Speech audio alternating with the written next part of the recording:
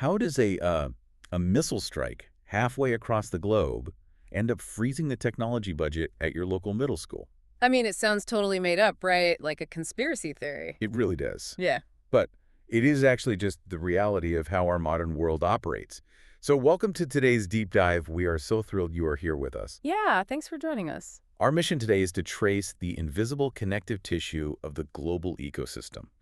We are going back to a really comprehensive morning briefing from April 10th, 2026, and we're going to follow the chain reaction of current events, from physical war zones all the way down to the specific software running on your phone. Which is such a profound realization when you stop looking at world events as like these isolated incidents. Once you start seeing them as a massive interdependent nervous system, it changes everything. Right.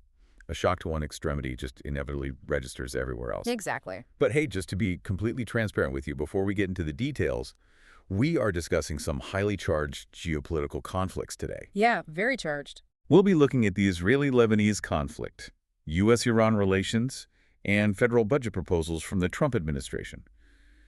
And our role here is strictly to impartially map out the factual events as they are occurring on the ground in these sources. Right, we want to be unequivocally clear on that. We are not taking a side. Exactly. We are not endorsing any political viewpoints. We are just here to analyze the mechanics of what is happening.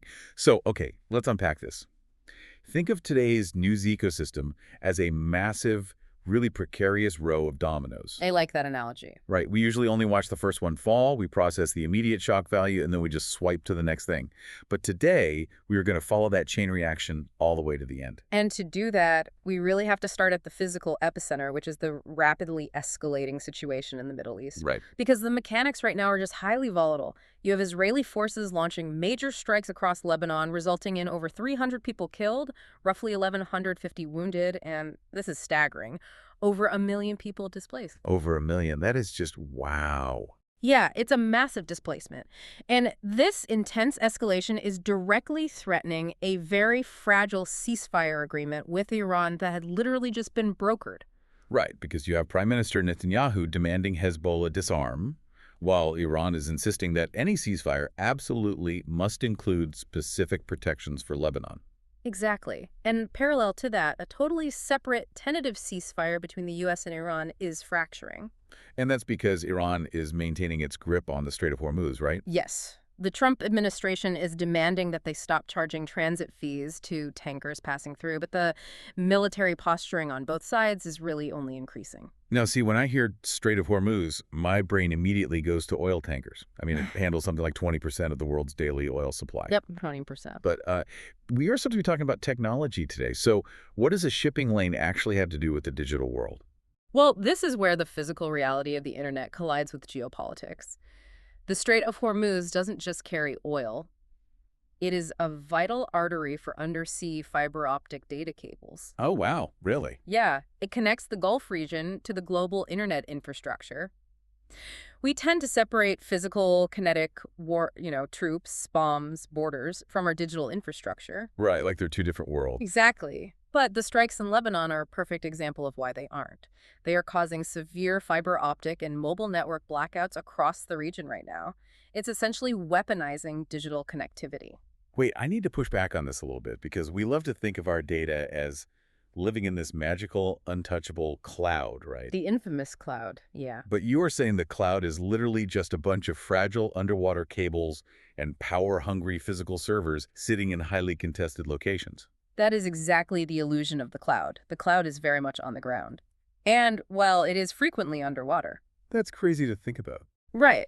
And if you have prolonged instability in a region like the Strait of Hormuz, you are directly threatening the supply chains for cloud computing. Over the last few years, hyperscalers, massive tech companies like Amazon, Google, Microsoft, they've been aggressively building data centers in the Middle East. And those are so large, they essentially dictate local power grids, right? Oh, absolutely. So if the physical cables are threatened, the data literally stops moving. But it's not just the cables. It's also the oil. Because if 20% of the world's oil is bottlenecked, energy prices spike globally.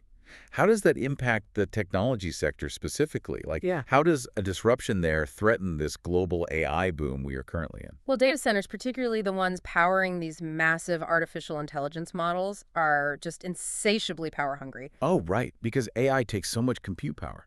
Exactly. So when global energy prices become volatile due to a conflict in a shipping lane, the operating costs for those hyperscaler data centers in the Middle East just skyrocket. Geopolitics is no longer just about controlling land. It is fundamentally about securing the basic electricity to keep the servers on. That shifts the perspective entirely. So Yeah. the cost of running an AI model goes up just because of a transit fee dispute in a shipping lane. Yeah, that's exactly how connected it is. But, if our physical digital infrastructure is that exposed to foreign conflict, it makes me wonder about our domestic software supply chain. Is the code we rely on internally any more secure than those underwater cables? The short answer is no, not at all. Great. That's comforting. Right? Our domestic software supply chain is facing a massive internal shakeup of its own right now. And, the concept of a supply chain doesn't just apply to manufacturing physical goods anymore. Like cars or phones. Right. It applies to how the actual software code that runs our world is built and sourced. Which brings us to the Pentagon. They just officially ousted Anthropic from their AI defense contracts. Which is huge. Yeah, Anthropic is a major player, so dropping them leaves this huge void, and it has sent all these smaller rival AI companies scrambling to secure those defense contracts. And this raises a really important point about setting standards, because the U.S. government dropping Anthropic isn't just a simple procurement change. It is a massive signal to the tech industry about AI safety and national security. It changes how the U.S. sources defense AI entirely. And meanwhile, over in the civilian sector, you have Elon Musk's XAI suing the state of Colorado over their state-level AI regulations. Right, which is a whole other battle over control. It feels like a classic tech versus government showdown. Why is XAI going after Colorado specifically? Because tech giants want to avoid a patchwork reality. If Colorado passes strict AI regulations, and then California does, and then Texas does, a company like XAI has to engineer its models to comply with 50 different legal frameworks. They are suing to force a unified federal standard. Ah, I see. So you have these high-profile, boardroom-level battles over who controls the code. But when you look at the day-to-day cybersecurity landscape right now, things are looking pretty bleak. Bleak is a good word for it. I mean, take the EngageLab SDK flaw. This left 50 million Android users exposed for months.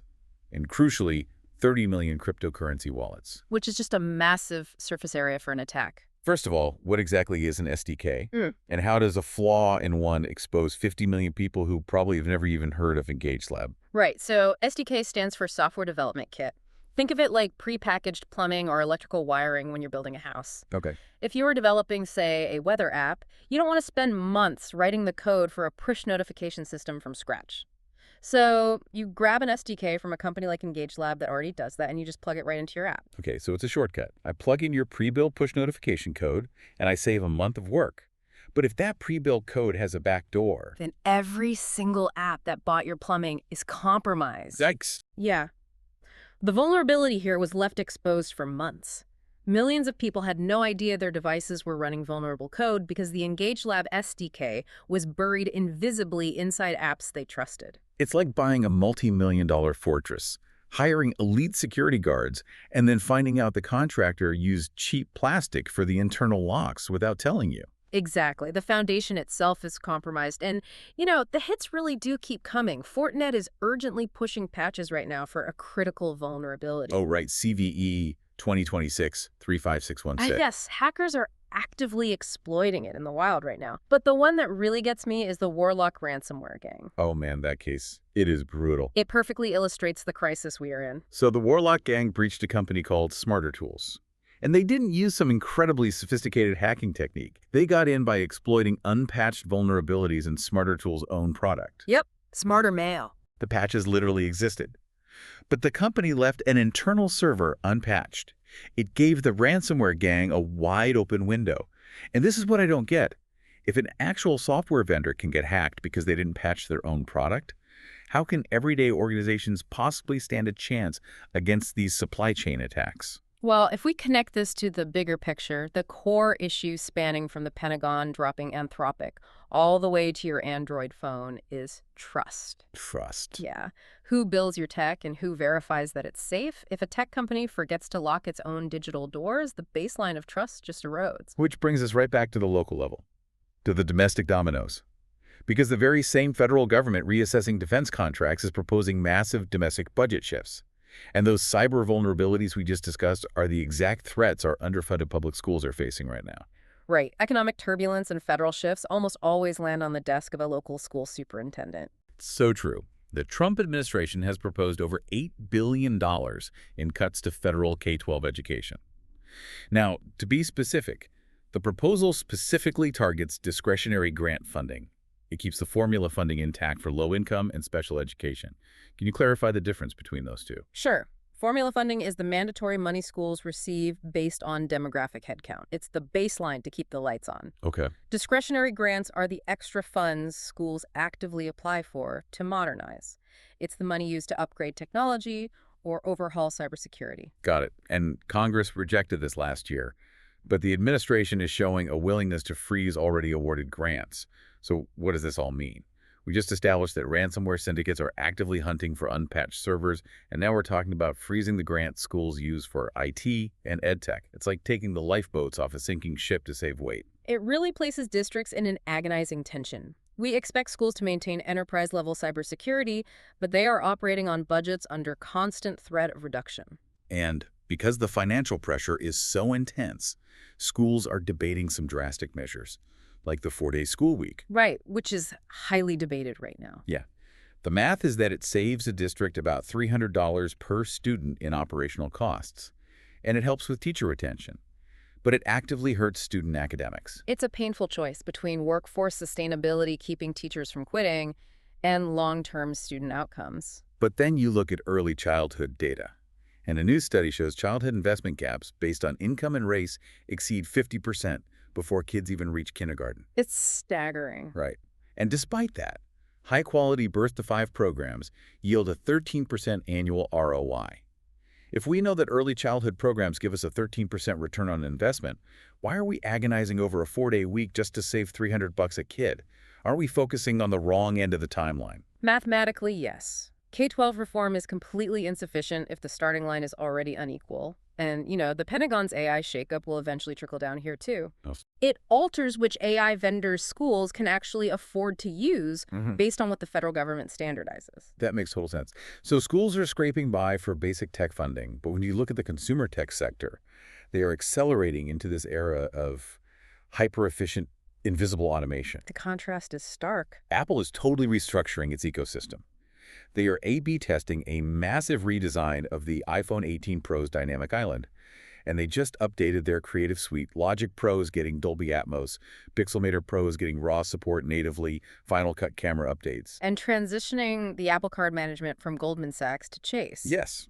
What is the strategy there? It is a masterclass in building a sticky ecosystem. By integrating pro-level tools natively, Apple keeps professionals locked into their hardware. The friction to switch to Android or Windows just becomes too high. But AI is what's moving past just standard tools. Yeah. Z.ai just released GLM5 Turbo, specifically for multi-step agentic workflows. And Meta released Muse Spark for creative AI. Right. But here's where it gets really interesting. A wireless carrier just deployed an AI agent at the network layer that makes real phone calls without any apps. This is a huge shift. It's like a sci-fi movie where the androids don't wear name tags anymore.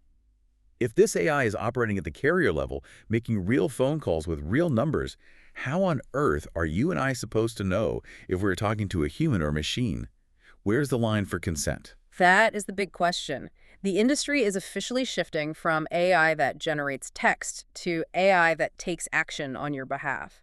But we haven't established norms for disclosure when it operates invisibly inside the telecom network itself. It's wild. Yeah. And amid all these looming AI agents, geopolitical strife, economic anxiety, mortgage rates are climbing again, fueled by tariffs, and it's basically freezing the spring housing market. People are definitely feeling the systemic stress. They really are. But social media is this crazy split screen right now. Alongside housing panic and Middle East ceasefire watches, there is massive collective joy. The Buffalo Sabres just ended a 14-year NHL playoff drought. An incredible moment for that city. Yeah. And global cricket fandom is surging. Yeah. We saw Rohit Sharma receiving a traditional Jappy hat going viral, and Coachella 2026 just kicked off. Sabrina Carpenter made this ambitious headlining debut. You've got Justin Bieber, Karol G, Jack White showing up as a surprise guest. The juxtaposition is really something. It's wild. We are stressing about mortgage rates, locking us out of buying a house, and tracking global conflicts, but we will still absolutely pack the desert to scream Sabrina Carpenter lyrics. Is this just escapism, or is it something deeper? It's not just a distraction, it is a necessary human counterbalance. Social media amplifies our global anxieties so much. Events like Coachella or the Sabres playoff run prove that collective joy is a vital coping mechanism against information overload. I love that. So we've traced the whole chain today, from fiber optic cables threatened in the Middle East to AI supply chain shakeups, school budget battles, invisible carrier AI, and finally finding joy in the desert. It's a lot to process, and I do want to leave you with one final, unaddressed question that builds on all this. Okay, let's hear it. We just discussed how AI is evolving to perform complex actions at the carrier level, essentially running our communications. But we also saw how fragile our physical infrastructure is, like the cables in the Strait of Hormuz. Right. So if we are handing the keys to our daily workflows to autonomous AI agents, what happens when human conflict severs the physical cables those agents rely on? Are we building the most advanced intelligence in human history on a physical foundation that is more unstable than ever? Oh, wow.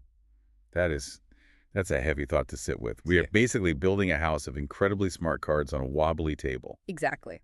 Well, thank you so much for joining us for this deep dive. We hope we helped map out some of that hidden connective tissue. Keep questioning the systems you interact with, stay curious, and remember, as the briefing showed us today, there is always something worth smiling about. We'll catch you next time.